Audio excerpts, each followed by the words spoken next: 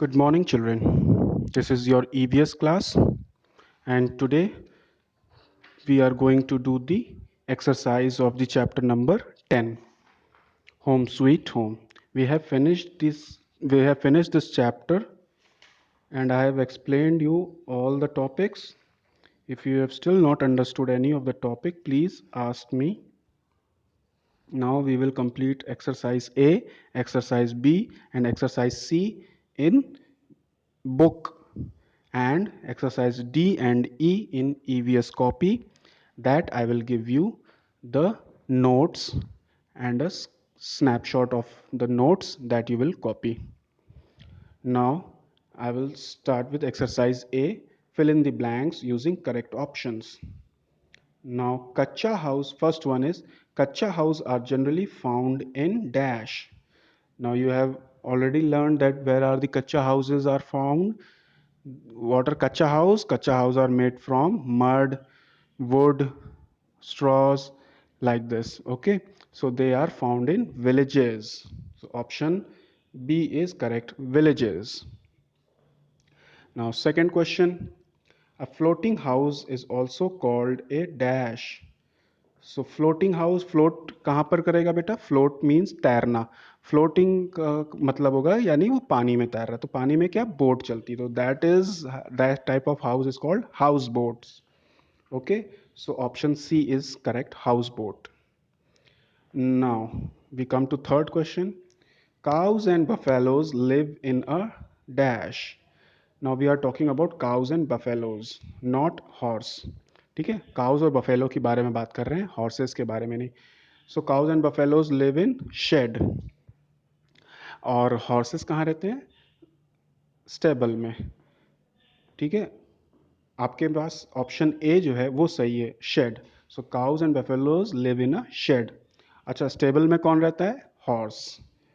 और सी में लिखा हुआ है बरो. बरो में कौन रहता है? Rabbits. Rabbits live in burrows. So the option we will write over here shed, because cows and buffaloes live in shed. Now next question is, so we come to exercise number B. Complete the sentence. Now you have to write down the word which is correct. Now first question is, we must sweep and dust our houses dash. So we should always dust and sweep our houses daily. Okay, the answer is daily. हमें रोज अपने घर की सफाई करनी चाहिए. SVEEP and dust means झाड़ू और पोछा रोज करना चाहिए. ठीक है, उससे क्या होगा? हमारा घर क्लीन रहेगा और कोई भी इन्फेक्शन नहीं फैलेगा. And now days also it is very very important. One second children. Yes, second question is, doors and windows should have dash. बेटा आखिरी में लिखा ना mesh 2 लिखा हुआ है ना, mesh 2 को काट दो. So it will be doors and windows should have wire mesh. अभी वायर मैश मैंने आप लोगों को समझा दिया था ना, व्हाट इज वायर मैश. जो खिड़की और दरवाजों में जो स्टील की या लोहे की जो जाली लगी होती है ना, आप लोगों ने अपने क्लासरूम्स में भी देखा होगा.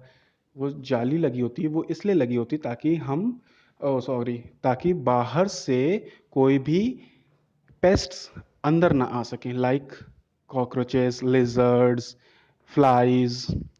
ठीक है, मॉस्किटोज. मोस्टली मॉस्किटोज बाहर से आ जाते हैं ना घर के अंदर, और वो हमें काट लेते हैं रात में, शाम को. तो इसलिए उनको, उनसे प्रोटेक्शन के लिए हम क्या लगाते हैं? वायर मैश लगाते हैं खिड़की और दरवाज़ों में. इससे इसे इसलिए भी लगाते हैं क्योंकि इससे बाकी पेस्ट्स तो अंदर नहीं आ सकते, लेकिन हवा अंदर आ सकती है, और हवा आने के लिए, हवा आना बहुत ज़रूरी है अंदर. तो हवा तो आ सकती है और पेस्ट्स नहीं आ सकते. अब हम खिड़की तो बंद नहीं कर सकते कि पेस्ट ना आए, इसलिए हम खिड़की बंद कर दें. खिड़की बंद कर देंगे तो हवा नहीं आएगी, इसलिए खिड़की को खोल के रखते हैं और वायर मैश लगा देते हैं ताकि सिर्फ हवा अंदर आए और कुछ नहीं. Now next one is, we need a house और शेल्टर टू डैश. हमें हाउस या शेल्टर किस लिए चाहिए होता है? रहने के लिए, लिव। वी यूज हाउस और shelter to live. Now exercise C, we come to exercise C, that is true and false. Now first one is, an igloo is made up of bricks. Is it true? No, it is not true. An igloo is made up of ice and snow. ठीक है, हम BRICS means ईंटे, जो मिट्टी के ईंटे बनते हैं ना, उससे नहीं बनाते, क्योंकि वहां पर तो मिट्टी है ही नहीं, मड है ही नहीं वहां पे, तो हम ब्रिक्स कैसे बना सकते हैं? वहां पे ऑल अराउंड द एरिया वहां पे क्या होगा? सिर्फ और सिर्फ snow and ice, snow and ice. बेटा अब कुछ बच्चे सोच रहे होंगे सर स्नो क्या होता है, आइस क्या होता है, दो अलग अलग क्यों हैं? तो बेटा स्नो वो होती है जो उस समय तुरंत स्नोफॉल होती है ना, तो वो एकदम सॉफ्ट होती है।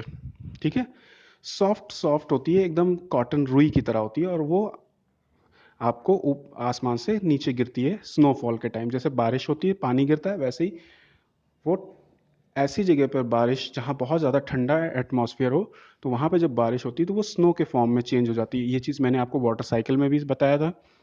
सो जब स्नो नीचे गिरती है ज़मीन पर, तो वो कई दिन तक पड़ी रहती है। अभी बहुत दिन तक पड़े पड़े वो क्या हो जाती है? हार्ड हो जाती है। जब वो हार्ड हो जाती है तो वो, उसको हम क्या बोलते हैं? आइस बोलते हैं। ठीक है, तो स्नो और आइस में ये डिफरेंस, स्नो सॉफ्ट होती है और आइस हार्ड होती है। ठीक है, सो हम इग्लूज किससे बनाते हैं? स्नो और आइस से ही बनाते हैं। हम आइस से उसकी दीवारें बना देते हैं, और स्नो से हम उसको कवर कर देते हैं आगे और ऊपर, जिसकी वजह से हमें अंदर ठंड नहीं लगती है। अभी कुछ बच्चे सोच रहे होंगे कि सर आइस और स्नो से हमें ठंड क्यों नहीं लगेगी, वो तो बहुत ठंडी होती है। होती है बेटा, इसके लिए एक फिजिकल प्रॉपर्टी होती है आइस और स्नो की, तो वो चीज़ हम लोगों को क्लास 6th में पता चलेगा। वो अभी बस आप इतना जान लो कि जो आर्कटिक रीजन्स होते हैं, एंटार्क्टिक रीजन्स हैं, वहाँ पर आप, जो लोग रहते हैं वहाँ पे, वो उनके घर कैसे होते हैं? आइस और स्नो के होते हैं। Now next one is question number 2, a tree house is made in a boat. Now a tree house, अब वो पहले ही बोल रहा है a tree house. What is a tree house? ऐसा घर जो पेड़ पे बनाया गया हो। ऐसे घर आपने देखे नहीं, अभी नहीं होते हैं, लेकिन पहले हुआ करते थे। कौन रहता था पहले? Early man. अर्ली मैन पहले कैसे, कहाँ रहते थे? केव्स में भी रहते थे और ट्रीज पे भी रहते थे। तो ट्रीज पे वो बहुत बड़े बड़े ट्रीज होते थे। ऐसे तो अब ट्रीज रह नहीं गए, क्योंकि हम लोगों ने उन्हें, बहुत सारे जंगल्स को हमने काट दिया है। क्यों? अपने फायदे के लिए। तो ऐसे पहले बहुत सारे ट्रीज थे जो बहुत बहुत बड़े बड़े ट्रीज हुआ करते थे, उसकी ब्रांचेस बहुत ज़्यादा बड़ी और लंबी होती थी, तो उस पे बड़े आराम से एक घर भी बनाया जा सकता था। बहुत बड़ा घर नहीं, बस छोटा सा एक घर, जिसमें एक या दो लोग रह सकते थे और सिर्फ लेट आराम कर सकते थे, लेट सकते थे। दे कैन लाई डाउन, बस, और उससे ज़्यादा कुछ नहीं। बाकी सारी एक्टिविटीज़ वो पेड़ के नीचे करते थे, सिर्फ सोने के लिए वो ऊपर जाते थे। So those are called house trees. अभी वो हाउस ट्री जो होगा वो बोट पे बनेगा? नहीं। बोट पे कौन सा होगा? हाउस बोट होगा। बोट पे हम जो बनाते हैं उसको हाउस बोट बोलते हैं, और जो ट्री पे बनाते हैं उसको हाउस ट्री। ठीक है, और you can say tree house. How, now next one is question number 3, houses with a sloping roof are found in Himachal Pradesh? Yes, true, it is true. So Himachal Pradesh में बहुत ही, हमेशा वहाँ पे पहाड़ ही पहाड़ मिलेंगे, और पहाड़ों पे क्या होगी? स्नो होगी। वहाँ पे स्नोफॉल होती है। हिमाचल प्रदेश आप लोग अपने इंडिया के मैप में देख सकते हो, एकदम नॉर्थ साइड में है ना, एकदम ऊपर, जम्मू कश्मीर से पास में। तो वहाँ पे कितने सारे पहाड़ हैं, और पहाड़ों पे स्नोफॉल होती है। तो स्नोफॉल होगी बच्चों, तो वो आपकी अगर छत प्लेन होगी, है ना, तो उस पर अगर गिरेगी स्नो, तो वो हमेशा वहीं पे जमी रहेगी और आपकी छत टूट सकती है। तो आपकी छत कैसी होनी चाहिए? स्लोपिंग होनी चाहिए। लाइक यू सी ए हट, हट देखिए ना, उसकी छत कैसी होती है? स्लोपिंग होती है ना ऊपर से। तो उसी तरीके की हट वाले शेप में घर बनाए जाते हैं, वुडन ब्लॉक से, लकड़ी से घर बनाए। इससे ये होता है कि जो भी स्नो गिरेगी उसके ऊपर, वो अपने आप ऑटोमेटिक फिसल कर नीचे ज़मीन पे आके गिर जाएगी, तो छत पे कोई स्नो रुकेगी नहीं। जब छत पे कोई स्नो नहीं रुकेगी तो वो छत अपने आप सही सलामत सेफ रहेगी. Now next one is, a kacha house is made of bricks, cement and iron. No, a kacha house is not made from bricks, cement and iron. Bricks और cement और iron से कौन सा house बनते हैं? पक्का house बनते हैं, not कच्चा house. So kacha house are made from mud, water, wood, ठीक है, ग्रास, इन सब चीज़ों से कच्चा हाउस बनता है. So this also is false. Right, false against this statement also. Now you have seen that there are two different types, mainly two different types of houses, कच्चा house and पक्का house. कच्चा house तो आपने देख ही लिया, बहुत ज़्यादा variety नहीं होती है उसके, ठीक है. और पक्का हाउस की कई सारी वैरायटीज़ होती हैं. पक्का house can be single storeyed, multi storeyed. Multi storeyed को हम स्काई स्क्रैपर्स भी बोलते हैं, अपार्टमेंट्स भी बोलते हैं, ठीक है. और किस किस टाइप के हाउस आपने देखे? हाउस बोट्स देखे, ठीक है, ट्री हाउस देखे आपने, टेम्परेरी हाउस भी देखे. टेम्परेरी हाउस को हम टेंट्स भी बोलते हैं, ठीक है. So there are so many types of houses. And movable house, mobile house जो मूव कर सकता है, हाउस ऑन व्हील्स, उस हाउस को हम लोग क्या बोलते हैं? Caravans. Yes. So children, here I end up my video, and we will do the exercise number D and E in EVS copy. I will give you the snapshots of the answers like I give you every time. I will also give you the keywords or hard words, okay, so that you will do in EVS copy.